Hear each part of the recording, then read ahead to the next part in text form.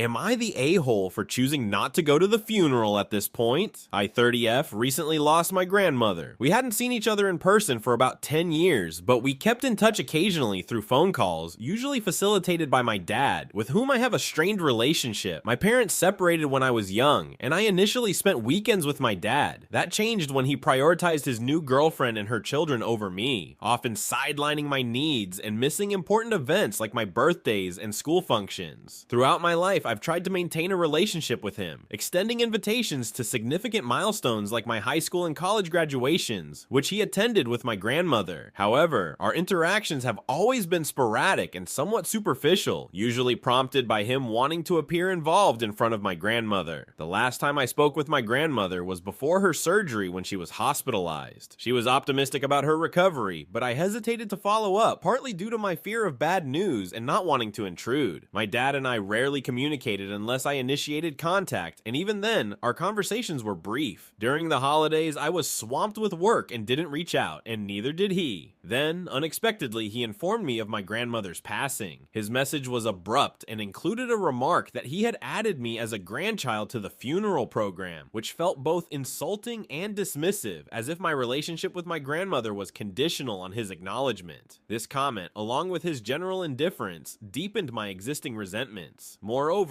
am I the a-hole for the decision to kick out my childhood friend and her kids from my home? I, 29F, am getting married in a few months to the love of my life, Jake, 32M. Planning the wedding has been amazing, but one major issue is my older sister, Sarah, 34F. Sarah and I have always had a rocky relationship. She's the golden child in our family and has always been competitive, especially with me. Over the years, Sarah has sabotaged nearly every relationship I've had. In high school, she flirted with my boyfriend so much that he broke up with me and asked her out. She said no, claiming it was for my sake, but the damage was already done. When I introduced her to my first serious boyfriend as an adult, she embarrassed me in front of him by joking about how I still snore like a truck. He later admitted her comments made him question our relationship. When I started dating Jake, I introduced him to Sarah early on, and she immediately pulled her usual stunts. She called him her future brother-in-law in a flirty way, made snide remarks about me, and even told him I wasn't the settling down type. Thankfully, Jake saw through her behavior and assured me it didn't affect him, but it hurt me deeply. When I confronted her about it, she brushed it off, saying I was too sensitive and needed to learn how to take a joke. She never apologized. After Jake and I got engaged, Sarah initially seemed happy, but soon the negative comments began. She mocked my dress choice, ridiculed our wedding theme, and said I'd probably chicken out before walking down the aisle. Her constant digs and lack of respect made me feel like she'd only ruin my big day.